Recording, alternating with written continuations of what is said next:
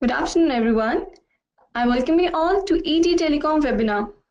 To present this webinar, we have with us Mr. Suneet Singh Tuley, who is the CEO of DataWind, and we'll be discussing on, is it the right time for MVNO business? There will be a presentation on the topic, followed by a question-answer session, wherein you can submit text questions to today's presenter by typing your questions into the questions pane of the control panel.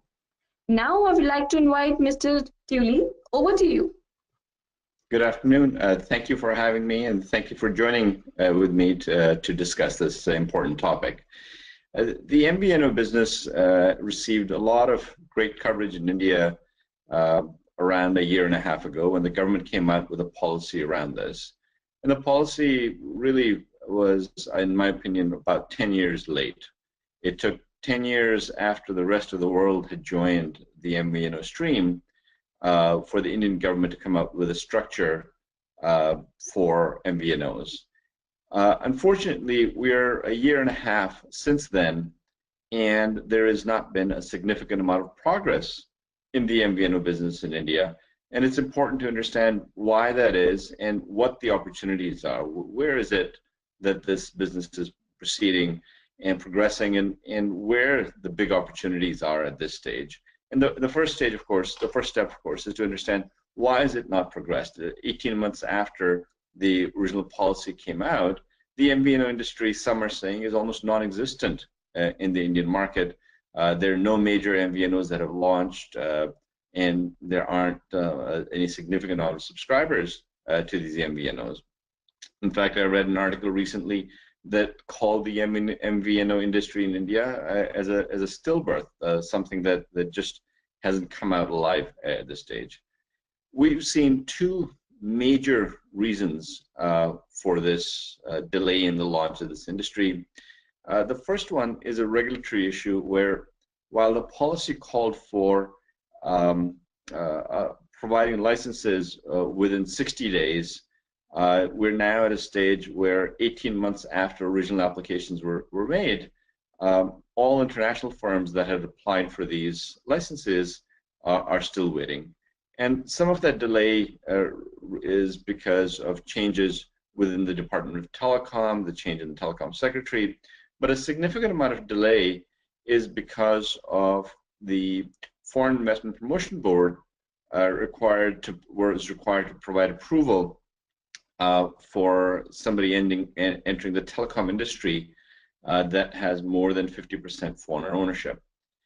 And this board, the FIPB board, has been dismantled, and the dismantling of that board has created further delays in that process, and most international companies that had applied for these licenses now are in a wait-and-see mode to see if these licenses get awarded, when they get awarded, and how to move forward. The other issue is that even once the licenses are awarded, these companies need to enter into a relationship with local network operator that are willing to provide excess capacity or allow MVNOs to go and pursue markets that they're not addressing. And unfortunately, while there is, in our opinion, certainly significant opportunities still unaddressed within the Indian market, the operators really are in a standstill mode with regards to MVNOs because they're primarily at this stage dealing with the large entry of Reliance Jio and almost sort of a deer in a headlight kind of a reaction where they're at a standstill trying to figure out what to do next and how to do next, and not moving forward with the great opportunities that are going on. Between consolidation and how to react to Jio, the delay on the operator side has further delayed even the Indian MVNOs that had received licenses on how to move forward on a national basis and how to take advantage of the opportunities that exist out there. But my presentation really is to highlight that the key reason that the MVNO policy was set up still exists today.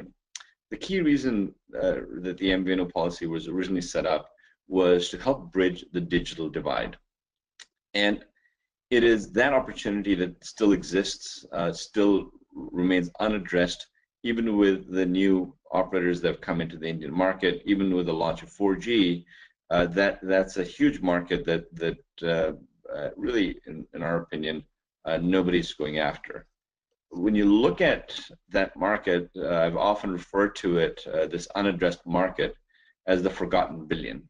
While data today is really focused at the top 10, 20, 25% of the market, the remaining billion people, these forgotten billion, don't have products and solutions being offered from a data perspective in the telecom industry that they can afford. And India is shockingly a country with one of the worst Gini indexes. The disparity between the top 20% and the bottom 20% when you compare it to many countries around the world, including countries like Pakistan and Egypt, that have better Gini indexes. And so in how we think of how India must progress in the future, the growth of our country, it really is important to look at that bottom of the pyramid, the entry-level consumer that today can't afford these kinds of solutions, and come up with products and offerings that would be appropriate for those customers. And that isn't a market that is totally inaccessible. In fact, I'd like to share with you the case study of the tablet market and how that's grown over the last 5 or 6 years in the Indian market, where the market in 2011, 2012 was focused primarily on the high end of the market, with Apple and Samsung dominating that market. And at that stage, the total number of tablets being sold in India was only about 250,000. In the last 5, 6 years, primarily because of a new segment of tablet computers that are below 5,000 rupees, that market has exploded. And that market now today is 20 times larger than it was, 5 years ago, and is close to around 5 million units on an annual basis. And while the overall market over the last few quarters has started to stagnate, what's important is to look at the growth in the entry level, the sub 5,000 rupee segment. Remember, in 2012, there was no sub 5,000 rupee segment. There were no tablets in the market addressing that customer base. Today, that segment has grown, as you'll see on the screen, from going from 0 to over 50% of the overall market, and with an average price point that hovers around 3,000 rupees. And in our opinion, that shows that there is a significant opportunity at the entry level of the market, that companies that want to focus on that segment can create a huge market share. And what we've seen is that in that market share, we have a number of players that are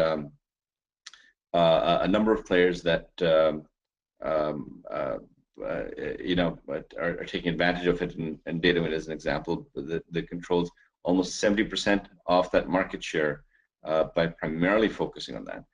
We've also seen it with the continued perseverance of the feature phone market. The feature phone market, which has become non-existent in most Western countries, still is very strong in India with a 40 to 50% market share. Sub 1,000 rupee feature phones are still sold in very large numbers, and it shows that there's a segment that needs very, very affordable products. When you think of data products, when you think of telecom services, and it's to that segment that I think that the biggest opportunity is for the MVNOs. That's 1 billion people in the Indian environment that lie unaddressed. To understand what the right price point is for that segment, I'm sharing with you a slide that talks about the difference between the voice ARPU and the data ARPU in most countries and most areas around the world, and how that's changed over time. And what this shows, if you look at this chart, is that there has been significant growth in data ARPU, and in most countries, certainly in Western countries, the data ARPU now exceeds that of voice. In 2012, they were generally below voice. In North America, it was at about 0.6 times voice. So that is that if a customer paid $50 for voice, they were paying 0.6 of that, about $30 per month of in data services. Now it has grown 1.4 times. While the overall ARPU for voice has significantly dropped, data has increased to cover that. So now it is kind of a ratio where voice is around $20 and you see data at $30. And you see those kinds of ratios also happening in Western Europe, Latin America, which is one of the most expensive data markets in the world, primarily because of the influence of CDMA in the early days, also has seen that. But what's interesting is when you look at Southeast Asia and South Asia and Eastern Europe and sort of the more developing parts of the world, data had a much smaller portion, but has also continued to increase. So data in South Asia was 0.2 times, and now has increased to about 0.4 times in ARPU in the last 4 years. And while that continues to increase, to be able to get to the price of data that would be at the same kind of ratios as North America would take a significant amount of time.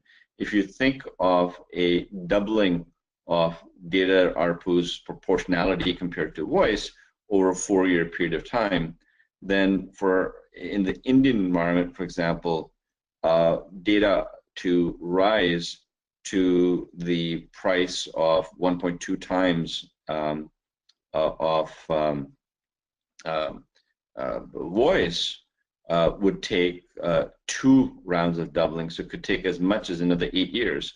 So if you think of what data ARPU, what the voice ARPU currently is, for data to reach those kind of price levels, for that forgotten billion to be able to take advantage of, could be as much as another 2 cycles, another 8 years. So it is possible that it would take up to 2015 for the consumer to be able to afford sort of the 120, 140 rupee kind of data plans for that segment. The top 20%, the top 30% can certainly afford those kind of data plans, but for the bottom 70% of the market, the data plans which really are on today a level that are between 0.2 to 0.4%, are not able to afford data plans that will be that much more. And this is very important for the Indian market, that unless we bridge the affordability gap, we will not see mass adoption of data within that segment. We're a country where the ARPU is been consistently under 100 rupees for a very, very long time, and has not significantly increased beyond that. And within that segment, if you look at voice, voice constitutes around 40 rupees, the revenue that the operators are generating for voice, and the proportion that they're generating from data is less than half that. And if you think of where the entry-level data plans today are in India, and you think of very aggressive data plans at 150 rupees or 200 rupees, while for most of us those are data plans that seem fantastic, because we were used to paying 500, 600 or 1,000 rupees for the amount of data that we're consuming, getting down to 200 rupees or less seems like a great feat and a great saving. And that certainly is the case for the top 200 or 300 million people within that market. But even at 200 rupees, that would be 5 times the amount of the cost that the average user is used to paying from voice. And we've not seen a 5 times increase or 5 times proportionality of data revenue compared to voice in any market in the world. In fact, the target really needs to be much lower than the North American or the Western European scenarios. The target needs to be, in our opinion, as little as 0.5, 0.6, or even 0.8 times that ratio. So if you think of the Indian market, a 0.6 ratio to voice would mean data plans that are as low as 23 rupees. So a 20 rupee a month kind of a data plan for the average user, or at 0.8 times ratio, that would mean a 30 rupee a month data plan for that user. And we think that those are the magical price points that will get this market to really get the next level of broad adoption. And until those price points are reached, that consumer will not pick up data. And if you look at all of the plans that are being offered by the operators today within the market, they're not structured for that level of user or the level of usage that is critical for that customer. They are structured really for you and me, for those that are willing to carry multiples of devices and dongles and things of that nature, and really are much more focused on the performance of the network, the speed, the amount of usage. So multiples and multiples of gigabytes is what is critical for us. And while there's a performance and less price-sensitive segment of the market, which the operators really are truly continue to be focused on, it is not the biggest segment in the market. It is the biggest segment of the market really continues to be that entry-level consumer. And while we've seen operators trying to figure out how to address that consumer by trying to create specialization and applications for farmers and in rural environments and working with NGOs and things of that nature, what we found is that that is not sufficient. That really you've got to bring affordability to allow that consumer to be able to make his own decision. And until that consumer can make his own decision, and until that consumer can afford it within a price bracket that is appropriate for him. And for that, data needs to come back to a level that realizes, and that creates an understanding of that sort of magical price point, and even if there are smaller quantities of data. We've seen some great recommendations from TRI to help address this. Over the last year and a half, we've seen a big focus from TRI to extend the period of validity that you see with data plans. So while today there are some very low-cost data plans in the market at 20 rupees or 30 rupees, these are generally single-day kind of validity, small usage kind of plans.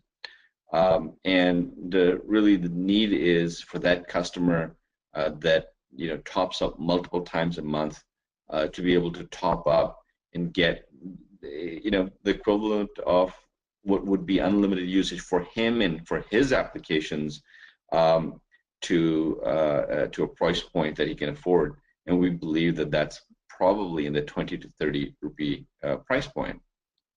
So for that customer, by increasing the validity of existing data plans, one can certainly do that. One can certainly provide products in that price point. Today, the average revenue being generated by operators on a per megabyte basis has dropped to below 10 paisa on a per megabyte basis. So it's certainly possible for operators to provide 200 or 300 megabytes worth of data to the consumer in that 20-30 rupee price point. And for that entry-level consumer, for a whole variety of applications, that may be sufficient to get started. By allowing validity of data plans up to a year, I think that that's a move in the right direction. And we're hoping that certainly operators will start to do that, is create these entry-level buckets and entry-level plans that allow the consumer to have longer validity with lower cost plans instead of single-day expiration. So our hope and pitch for the Indian market is that new MVNOs enter the Indian market. There are very strong international MVNOs that are very interested in the Indian market and have been looking at this market for a number of years and trying to figure out how to enter this market.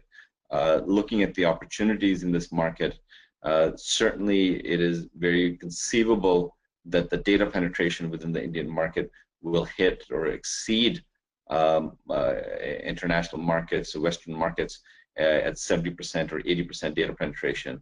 But to be able to get to those kind of price points, we believe that the affordability gap needs to be bridged, and data plans need to not only be at the aggressive price points they're at today with 200 rupees and 250 rupees or even 150 rupees, but they need to be catered for this forgotten billion and need to come down to that sub 20-30 rupee price point and need to provide enough data over longer periods of time in those price points for the consumer to take advantage of. And if we can see that happen, then we will see greater adoption of data.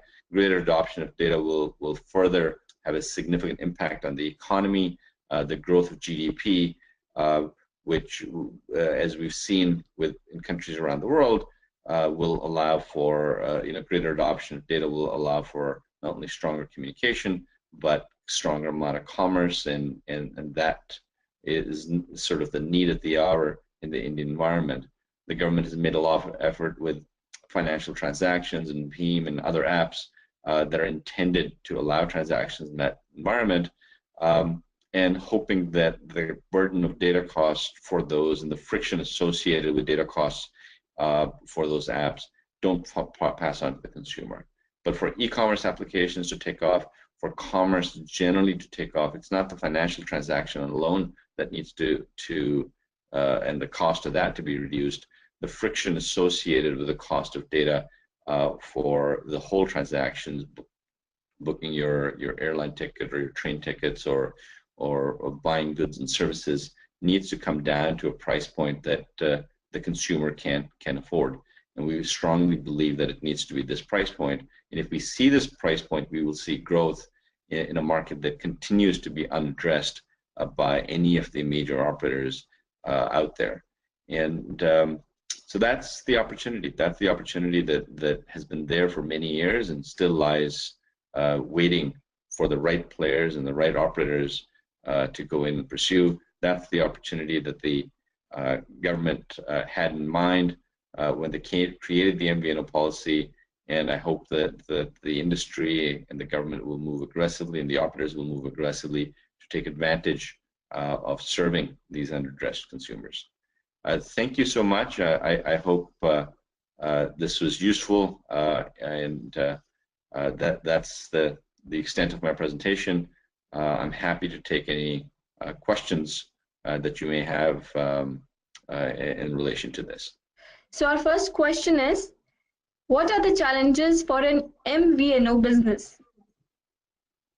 So, the challenges today, really, as I'd mentioned in my first slide, are one, regulatory, and second is the operator relationship. There's this perception that the challenge is getting to the consumer and defining the right market, but most MVNOs looking to enter India or the Indian MVNO market have those already in place, have thought about what they want to pursue. May they be location-based services, or may they be certain applications for farmers, or other things, or loyalty-based solutions for consumers. There are a whole variety of defined markets that they do want to pursue, and they're certainly aware of these markets. But to get to that stage, the two things that really is holding up most players, first is the regulatory environment, where despite a requirement within the policy that licenses be issued in 2 months, most, all international players are now 18 months still waiting for their licenses, and no clarity on if or when those will be awarded. And the second challenge, of course, is the wireless operators, because once you have the license, you need to be able to get data plans, to be able to take it, you need to get wholesale access to these networks to be able to offer your solution. And the only operator that has talked about willing to do this has been BSNL, but even with BSNL, the network readiness and the infrastructure from a billing perspective is still not in place, and those are aggressive decisions that they need to make and implement to create a welcoming environment for MVNOs. Second question is, how do you see that MVNOs will be able to roll out pan-India in terms of network infrastructure, given that the present policies of the government is not very clear as to how to do the sharing on active domain? So even though there isn't clarity on that, there's no reason that they cannot roll out pan-India. The licenses and the policy allows for a national license, and if the policy allows for a national license, it is an issue of the relationship between the operator and the consumer. The operator and the MVNO. And while the operators are concerned about a whole variety of regulatory aspects, and that ambiguity is one of the reasons that they provide that they have difficulty moving forward, the policy very clearly lays out that all the regulatory requirements shift to the MVNO. So all the operator really needs to do is provide wholesale access to their network and allow the MVNO to move forward with it. May it be multi-IMSI SIMs, may it be other kinds of implementations that the MVNO wants to do. But really, I think that understanding that the regulatory challenges and the regulatory requirements, fulfillment requirements in that regards, the KYC norms and other things really fall on the plate of the MVNO. I think that there's no reason that national MVNOs cannot be launched, and the MVNOs cannot take on the a whole variety of obligations that go with that. Next question is from Gopal. How much MVNOs are going to challenge Jio, as Jio is going to consumer with very low cost mobile phones with the data and voice plans? So, Jio has made a significant impact so far on the high end of the market, and with their VoLTE feature phone will try to enter the entry level of the market. I think that there are going to be still key issues that keep them out of this segment, and that they are not addressing, in my opinion, this segment. The number of phones that are sub 1,500 rupees and feature phones that are sub 1,000 rupees is still a very significant portion of the market. And then the issue of coverage is a big deal. The coverage of 2G and 3G networks still far exceeds that of 4G networks, and really it's that customer that's going to need solutions that are not being offered by Jio.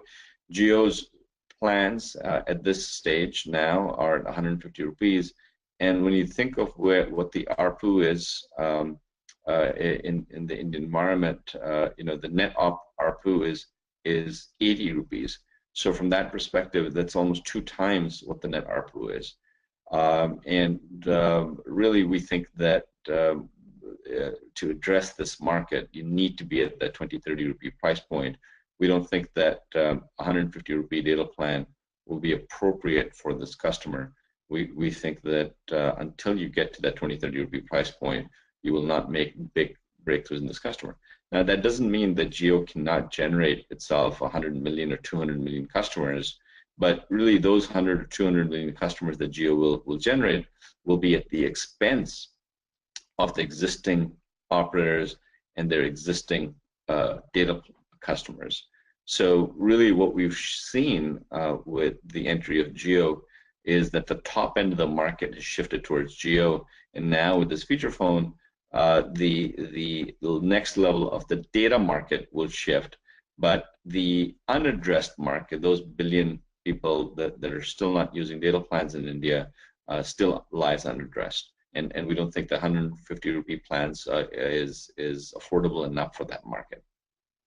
Next question is from Anoop. Thanks for the insight. You mainly talked about rural India. Do you think that urban India doesn't have much opportunity for MVNO? So certainly I think that urban India also does. There is an affordability factor for a certain segment within urban India also, that there are entry-level consumers in urban India that also need. And then there are specialized markets within urban India.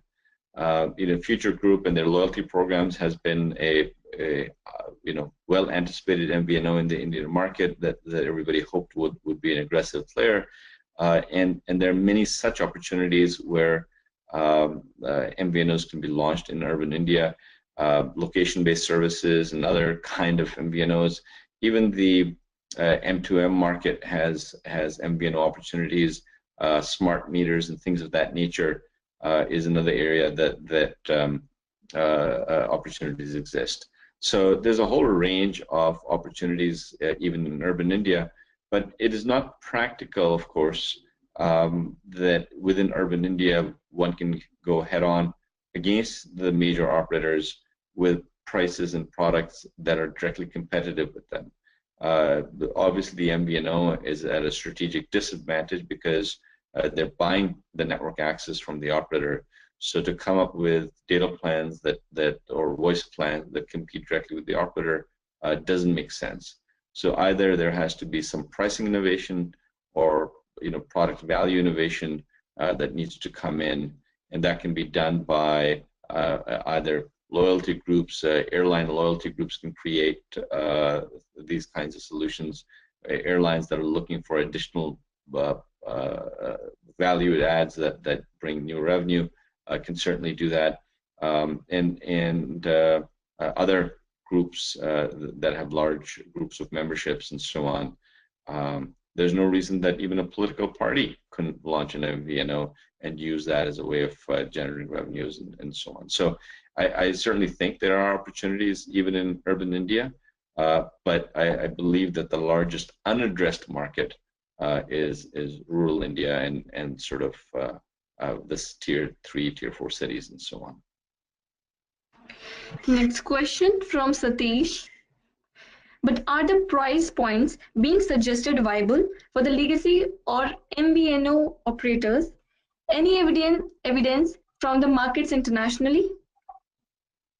Certainly there are. And we've seen price points, for example, in places like Indonesia and Nigeria and elsewhere that are very, very aggressive, and that are starting to see adoption at that level. Just because other developing countries haven't reached 70–80% data penetration doesn't mean that India can't. The fact that Western nations, developed countries, have reached those levels means that there's no reason that India cannot. But for the Indian environment, it's to get to that price point at this level. They have to figure out how to get to this price point. The earnings that the operators have on a per megabyte basis continues to drop, and really the business model is shifting towards a subscription kind of a model versus a consumption kind of a model, and there's nothing that stops the operator from not taking advantage of this. This doesn't require them to have, especially in these 2G, 3G coverage areas, have new networks and new infrastructure. Their existing customers that they have on existing networks that they should be able to offer data solutions and broad-based data solutions to get on board. So in the international markets, we do see certain markets where prices have become aggressive, and in some cases even more aggressive than the Indian environment. But really, to get broad adoption in the Indian market, we need to figure out this ratio between ARPU and voice voice ARPU and data ARPU, and we need to bring in products that are competitive, that are affordable for that consumer, and we think it can be done. Next question is from Deepak. Thanks for enlightening session. My question is, can you highlight key innovations and initiatives from global MVNO players which are worth replicating in India to address forgotten billion? So without trying to blow our own horn in this case, I'll point to exactly what we're doing and what we've been doing in Nigeria as a prime example.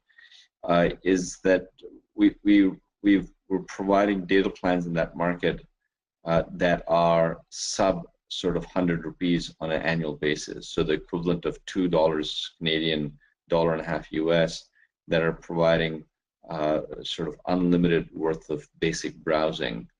And by focusing on browsing instead of downloads and so on, we've seen that we're able to get data consumption on an annual basis that are less than half a gig. So very, very minuscule amounts of data for that entry-level customer that is just getting used to data. And as a result, the price points for that customer are that small that these are annual subscription-based price plans that are partially subsidized through advertising and other value adds and upsells. So with low cost of data, the addition of advertising and upsells with generating additional revenue, we're able to create data plans that are in that price point. And we think that those are also very possible in India. That is, that 100 rupee, 200 rupee annual data plans that the consumer can use for that consumer what will be the equivalent of unlimited usage to be able to go after that market. Question from Rakesh. Why there is delay in MVNO penetration in India? Even esteemed organizations like Virgin Mobile have to go back due to regulatory issue. So Virgin Mobile came in very early before the policy existed, and it had to come up with a structure that would function in absence of a policy. But today the policy does exist. And since the policy exists, there's no reason that companies can't take advantage of it, and there's no reason that the government shouldn't be more aggressively promoting it and allowing it, because it really, that entry-level consumer still, in our opinion, lies unaddressed. There aren't solutions for that consumer, and there isn't adoption in data plans in that entry-level consumer.